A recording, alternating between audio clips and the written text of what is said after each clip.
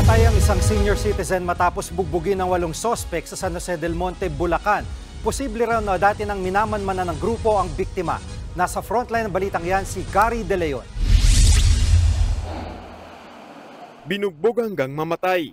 Ganyan ang kalunos-lunos na sinapit ng 71 taong gulang na lalaki sa barangay Muson proper sa San Jose del Monte, Bulacan noong Biyernes. Base sa investigasyon, naglalakad lang ang biktima nang bigla siyang sapilitang isakay ng isang grupo sa isang AUV. Doon na nangyari ang pananakit. Binugbog dun sa loob ng sasakyan, karoon po ng panic at naalarma po ang gwardiya doon at tinulungan po siya nung taong bayan.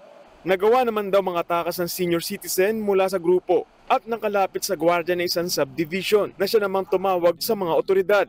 Naisugod pa sa ospital ang senior citizen pero namatay din kalaunan. Agad namang rumusponde ang mga pulis pero nagpulasan na ang mga sospek. 6 na lang nahuli sa mga sospek, kabilang na ang 2 lalaki at 4 na babae. 2 pa nilang kasabwat ang pinaghahanap. Nakuha mula sa mga sospek ang nasa 21,500 pesos na cash at mga alahas na pag-aari ng biktima na aabot sa 320,000 pesos ang halaga. Inaalam na ng mga pulis kung bahagi ng mas malaking sindikato ng magnanakaw ang mga sospek. Iniimbestigahan din ang posibilidad na kakilala ng biktima ang isa sa mga sospek. May possibility po na nag-meet up sila ng biktima doon at ang suspect.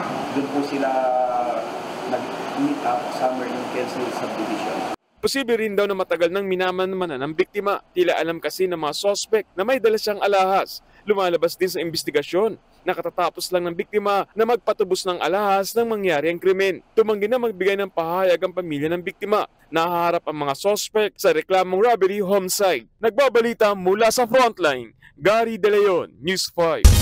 Mga kapatid, Jiggy Manikad po, iba na ang may alam at may pakialam sa panahon ngayon. Para sa konkreto, kumpleto at komprehensibong balitaan sa Frontline, mag-follow at mag-subscribe sa social media pages ng News 5.